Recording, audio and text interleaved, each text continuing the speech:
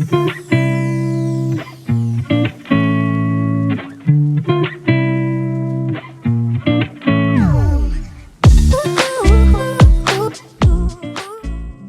orang lahir dengan hak-hak yang sama. Hak untuk mendapatkan hidup yang nyaman, aman, dan terlindungi.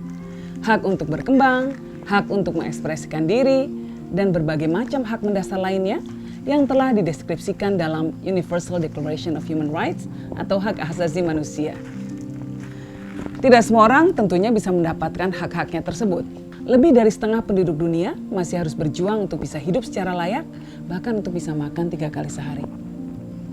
Banyak anak yang masih dieksploitasi, dan bahkan ada sebagian orang yang hidup dalam ketakutan mencekam karena suasana konflik di tengah-tengah masyarakat mereka. Di sisi lain, ada sebagian orang di masyarakat yang seolah terlahir dengan hak istimewa, yang oleh sebagian kalangan disebut sebagai memiliki privilege atau privilege. Mereka tercukupi kebutuhan mendasarnya dan bahkan bisa mengembangkan potensi dirinya dengan sebaik-baiknya dalam proses mencapai kesuksesan. Tapi sebenarnya apa sih privilege itu? Apakah privilege itu hanya dinikmati oleh keluarga elit? Nah, kalau sosiolog Ralph Linton membagi privilege ke dalam 3 hal. Yang pertama yaitu ascribed status, yang kedua assigned status, dan yang ketiga adalah achieved status. Ascribed status adalah privilege yang dimiliki seseorang karena lahir dari golongan tertentu. Sementara assigned status adalah status yang diberikan oleh masyarakat kepada seorang individu yang dipercayai oleh masyarakat itu. Achieved status dimiliki seseorang atas usaha yang dilakukan oleh individu tersebut. Namun kata privilege ini kini jadi terdengar miring karena banyak opini masyarakat yang mengaitkan hal tersebut sebagai kunci emas yang otomatis bisa membuka segala peluang tanpa harus berusaha. Benar nggak sih? Saya sebagai putrinya Gus Dur, mungkin banyak yang menyebut bahwa saya punya privilege tertentu.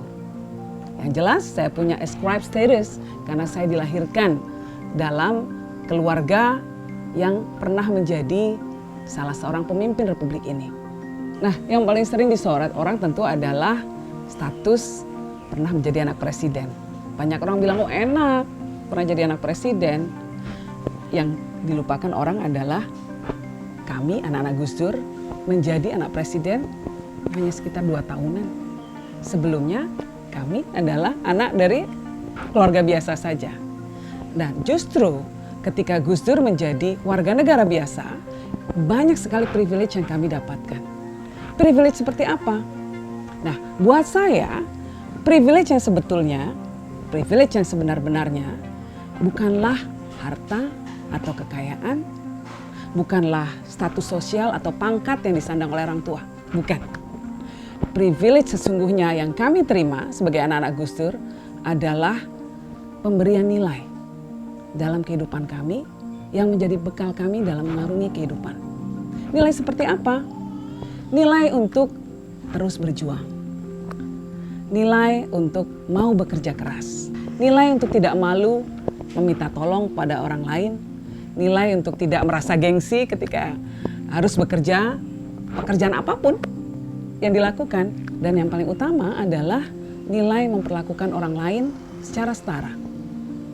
Nilai untuk melindungi, menghormati semua orang, bukan karena status sosialnya, tetapi karena mereka adalah manusia. Dan setiap manusia punya hak untuk dihormati, apapun pekerjaannya, apapun latar belakangnya, semua punya hak untuk dihormati. Nah, karena nilai inilah, kami tidak sungkan untuk bekerja apapun. Dan anak-anak Gus Dur, insya Allah sampai sekarang itu adalah anak-anak yang ulet. Kebetulan, walaupun Gus Dur pernah jadi presiden, kami tidak mendapatkan warisan harta yang besar, tetapi kami mendapatkan warisan keuletan dalam berjuang. Nah, dalam dunia saat ini yang penuh tantangan, sebetulnya inilah privilege yang sesungguhnya, yaitu stamina dan kemampuan untuk berjuang agar bisa mencapai kesuksesan. Di kalangan masyarakat Tionghoa itu ada sebuah keyakinan yang cukup menggelitik. mereka mengatakan bahwa generasi pertama adalah generasi yang memulai kekayaan dari keluarga tersebut. Generasi kedua adalah generasi yang membangun dan mengembangkan kekayaan atau perusahaan keluarga tersebut. Dan generasi ketiga adalah generasi yang kadang menghabiskan kekayaan keluarga tersebut. Dari sini terlihat bahwa generasi pertama dan kedua karena punya keuletan mereka bisa sukses. Sehingga privilege yang didapat sebetulnya adalah inner strength atau kekuatan dalam dirinya yang membuat dia bisa bertahan, bisa terus berjuang ketika kegagalan demi kegagalan menimpanya. Kita sama-sama tahu bahwa kesuksesan tidak bisa dicapai dalam waktu sekejap. Butuh melewati banyak kegagalan bagi kita untuk mencapai kesuksesan.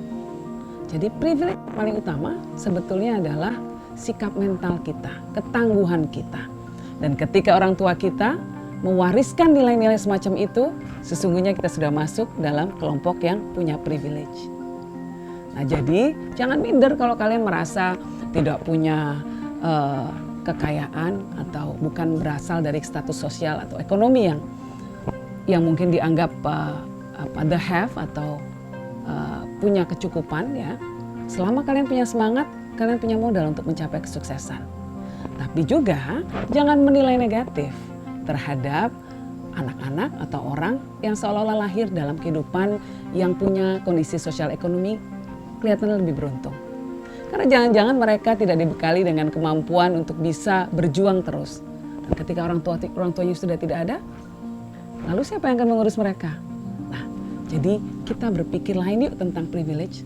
Privilege itu adalah kemampuan untuk bertahan, kemampuan untuk berjuang, dan kesuksesan hanya bisa diraih kalau kita terus-menerus berjuang, melewati kegagalan demi kegagalan, dan tetap fokus pada tujuan kita.